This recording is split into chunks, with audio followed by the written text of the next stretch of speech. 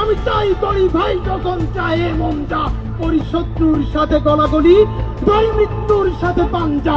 আমি উন্মাদ, আমি ঝঞ্ঝা, আমি ভিতিয়ে ধরিত্রীর বলবীর চির উন্নত মানুষের।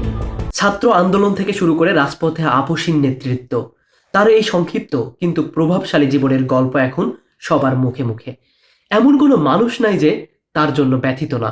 আমার মনে হয় এইগুলি যে করেছে সেও আফসোস করছে, হায় আমি কি করলাম। 1993 সালে ঝালকাঠি জেলার নলসটি উপজেলায় শরীফ ওসমান হাদির জন্ম। বাবা ছিলেন স্থানীয় মাদ্রাসার শিক্ষক ও ইমাম। 6 ভাই বোনের মধ্যে হাদি সবার ছোট। পড়াশোনার হাতেখড়ি নলসটি একটি মাদ্রাসায়।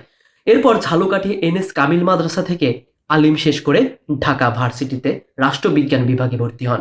সেখান থেকে স্নাতক ও স্নাতকোত্তর শেষ করেন। রাজনীতিতে পুরোপুরি সক্রিয় হওয়ার আগে তিনি শিক্ষকতা ও লেখালেখির সাথে যুক্ত ছিলেন। 2024 সালে জুলাই আগস্টে ছাত্র জনতার গণ অভ্যুত্থানে অত্যন্ত সক্রিয় ভূমিকায় ছিলেন। রাজধানীর রামপুরা এলাকায় আন্দোলনের অন্যতম সমন্বয়ক হিসেবে ছিলেন সম্মুখ সারিতে। অভ্যুত্থান পরবর্তী সময়ে বিপ্লবের চেতনা ধরে রাখা, আধিপত্য বিস্তার ও ফ্যাসিবাদ প্রতিরোধে 2024 সালে তিনি গড়ে তোলেন ইনকিলাব মঞ্চ। ইনসাফ ভিত্তিক রাষ্ট্র গঠনের লক্ষ্যে সবসময় স্বরূপ ছিলেন ওসমান হাদি। ত্রয়োদশ জাতীয় সংসদ নির্বাচনে ঢাকা 8 আসনে স্বতন্ত্র প্রার্থী হিসেবে প্রতিদ্বন্দ্বিতার ঘোষণা দিয়েছিলেন। তিনি বিশ্বাস করতেন ফ্যাসিবাদের পতন ঘটলেই মুক্তি আসবে না, বরং প্রাতিষ্ঠানিক সংস্কার ও ইনসাফ কায়েম না হওয়া পর্যন্ত লড়াই চলবে। হাদি মনে করতেন রাজনৈতিক পরিবর্তনের আগে সাংস্কৃতিক পরিবর্তন প্রয়োজন। এ সময় দেশাত্মবোধক গান, কবিতা দিয়ে উদ্বুদ্ধ করেছিলেন।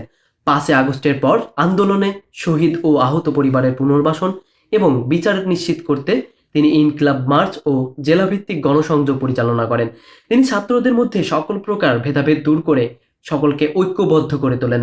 তার মৃত্যুতে ডানবাম ও মধ্যমপন্থী সকল প্রকার রাজনৈতিক মহলে শোকের ছায়া তার গ্রহণযোগ্যতারই প্রমাণ। 12 ডিসেম্বর শুক্রবার জুমার নামাজের পর বিজয়নগর বক্স কালভার্ট এলাকায় নির্বাচনী প্রচারণা চালাচ্ছিলেন ওসমান হাদি। দুপুর 2টা 25 মোটর সাইকেলে আসা দুর্বৃত্তরা চলন্ত রিকশায় থাকা হাদিকে খুব কাছ থেকে গুলি করে। গুলিটি তার ডান কান দিয়ে ঢুকে মাথার বাম পাশ দিয়ে বেরিয়ে যায়। তাৎক্ষণিক তাকে ঢাকা মেডিকেল কলেজ হাসপাতালে নেওয়া হয় এবং লাইফ সাপোর্টে রাখা হয়। পরে উন্নত চিকিৎসার জন্য সিঙ্গাপুর নেওয়া হলেও বাঁচানো গেল না ওসমান হাদিকে।